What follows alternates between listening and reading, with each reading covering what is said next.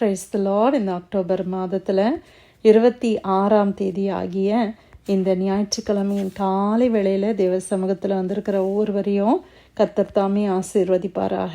இந்த நாளிலும் நம்ம தியானிக்கிற கர்த்தருடைய வார்த்தை நம்முடைய பரிசுத்த வேதாகமத்தில் சங்கீதங்களின் புஸ்தகம் 73ஆம் சங்கீதம் 25வது வசனம். Psalm 73 verse 25. பரலோகத்தில் உம்மை அல்லாமல் எனக்கு யார் உண்டு? பூலோகத்தில் உம்மை தவிர எனக்கு வேறே விருப்பமில்லை. அல்லேலூயா. கர்த்தருடைய அருமையான இந்த வசனத்துக்காய் கர்த்தரை ஸ்தோத்திரிக்கலாமா? எவ்வளோ அருமையாய் சங்கீதக்காரர் இதை அழகா எழுதியிருக்கிறார்ல. பரலோகத்தில் உம்மை அல்லாமல் எனக்கு யார் உண்டு? பூலோகத்தில் உம்மை தவிர எனக்கு வேறே விருப்பம் இல்லை. ஆமேன். இந்த வசனத்தை வைத்து பாடல்கள் கூட நம்ம பாடுகிறோம் இல்லையா? பரலோகத்தில் கர்த்தரை அல்லாமல் நமக்கு யார் இருக்கிறா பிரியமானவர்களே? இந்த பூமியில் உம்மை தவிர எனக்கு வேறே விருப்பம் இல்லை. நம்ம இப்படி சொல்ல முடியுமா? இந்த பூமியில் ஏசப்பா உங்களை தவிர எனக்கு வேறு விருப்பமே இல்லை அப்படின்னு நம்மளால் சொல்ல முடியுமா? நிறைய நேரங்களில் நமக்கு நிறைய வேறு விருப்பங்கள் இருக்குது, அப்படி தானே? ஆண்டவரை நம்ம நேசிக்கிறோம், உண்மைதான். நம்ம ஆண்டவரிடத்தில் அன்பாக இருக்கிறோம், உண்மைதான். ஆனால் நிறைய நேரங்களில் இயேசுவை பார்க்கிறோம், தேவனை பார்க்கிறோம், அநேக காரியங்கள் மேலே நம்மளுடைய விருப்பம் காணப்படுகிறது. ஆனால் இந்த சங்கீதக்காரர் சொல்லுகிறார், பூலோகத்திலே உம்மை தவிர எனக்கு வேறே விருப்பம் இல்லை. உங்களை தவிர எனக்கு வேற விருப்பமே இல்லை. இன்னைக்கு நம்மளுடைய விருப்பம் எங்கே இருக்குது? நம்மளே சற்று நம்மளை ஆராய்ந்து பார்ப்போமா? சிலருக்கு பார்த்தீங்கன்னா நல்லா சாப்பிட்றதுல அவங்களுக்கு ரொம்ப விருப்பம் இருக்கும். சிலர் எப்படி இருப்பாங்க?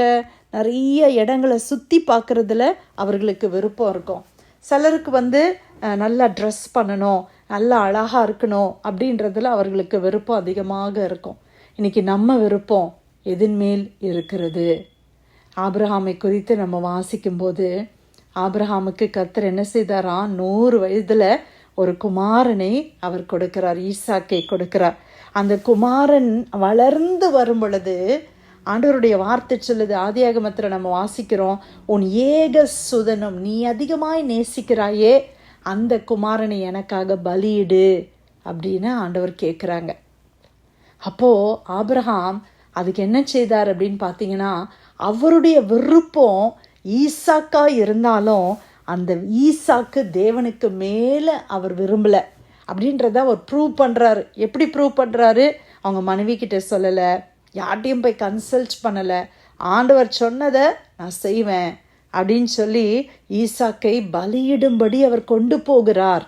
பிரியமானவர்களே, அன்னைக்கு ஈசாக்க அவர் அவருடைய இருதயத்தின் அளவில் அவர் பலி இட்டுட்டார், அவ்வளோதான். அவருடைய லைஃப்பில் அவருக்கு காடை தவிர வேறு யாருமே அவருக்கு விருப்பமாக இல்லை. அல்லேலூயா. ஆனால் ஆண்டவர் ஈசாக்கை பலியிடுறதுக்கு அனுமதி கொடுக்கல. அதற்காக கர்த்தரை ஸ்தோத்திரிக்கிறார். ஆனால் ஆண்டவர் சொல்கிறாரு, நான் உன்னை சோதித்தேன் ஆபிரகாம், ஆனால் இப்போ எனக்கு தெரியும் அவனுடைய முழு விருப்பமும் என் மேலே தான்றதை நான் புரிஞ்சுக்கிட்டேன்னு சொல்கிறேன். இன்றைக்கி ஆண்டவர் அப்படி ஒரு டெஸ்ட் நமக்கு வச்சாருன்னா நம்ம எத்தனை பேர் பாஸ் ஆவோம்? யோசித்து பாருங்க. நான் என்னையும் யோசித்து பார்த்தேன், நம்ம பாஸ் ஆவோமா? அநேக நேரத்தில் நம்முடைய விருப்பங்கள் எல்லாம் வேறு இடங்களில் சிதறி இருக்குது. சில நேரத்தில் ஊழியம் கூட நம்முடைய விருப்பமாக இருக்குது, இல்லை நம்மளுடைய ஏதோ ஒரு காரியம், ஒரு ஒர்க்காக இருக்கலாம், இல்லை நீங்கள் எடுத்து நடத்துகிற ஏதோ ஒரு வியாபாரமாக இருக்கலாம், அது உங்களுக்கு பெரிய விருப்பமாக இருக்குது. ஆனால் இன்றைக்கி நம்ம விருப்பம்லாம் கர்த்தராய் மாறுவாராக. அல்லேலூயா. உம்மை தவிர பூலோகத்தில் எனக்கு வேறு விருப்பமே இல்லைப்பா அப்படின்னு சொல்லலாமா? உங்களுடைய பிரசன்னத்தை நான் வாஞ்சிக்கிறேன் ஆண்டவரே, உங்களுடைய சபையை நான் வாஞ்சிக்கிறேன் ஆண்டவரே, உங்களுடைய வசனத்தை நான் வாஞ்சிக்கிறேன். இந்த வேர்ல்டில் எவ்வளவோ புக்ஸ் இருக்குது, ஆனால் வேத புஸ்தகத்தை போல எனக்கு வேறு எந்த புக்கும் இல்லைன்னு சொல்ல முடியுமா? இன்றைக்கி நம்ம சினிமா தியேட்டருக்கு போகிறோம், அங்கே போகிறோம், இங்கே போகிறோம், வெக்கேஷனுக்கு நிறைய இடங்களுக்கெல்லாம் போகிறோம். அதெல்லாம் நமக்கு ரொம்ப சந்தோஷமாக இருக்குது, விருப்பமாக இருக்குது. தேவ சமூகம் அதை பார்க்கிலும் நமக்கு விருப்பமாய் மாறட்டும்.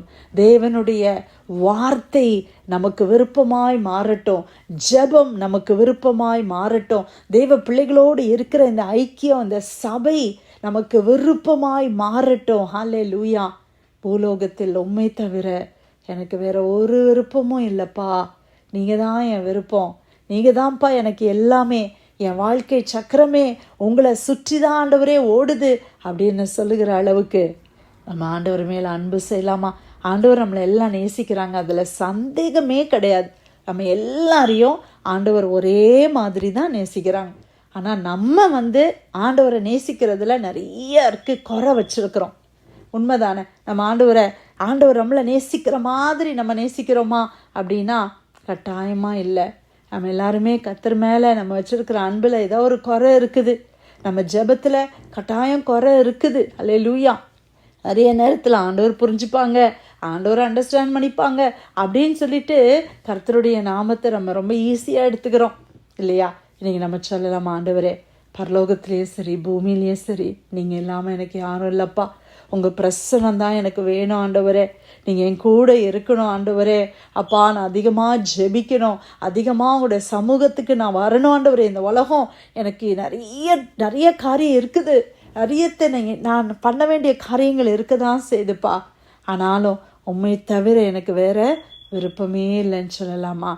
சங்கீதம் 73:25 பரலோகத்தில் உம்மை அல்லாமல் எனக்கு யார் உண்டு? பூலோகத்தில் உம்மை தவிர எனக்கு வேறே விருப்பம் இல்லை. கர்த்தர் கொடுத்த நல்ல வசனத்துக்காக ஆண்டவருக்கு நன்றி செலுத்தி இந்த பிரேயரில் வந்திருக்கிற யாராவது நம்ம ஜெபிக்கலாமா?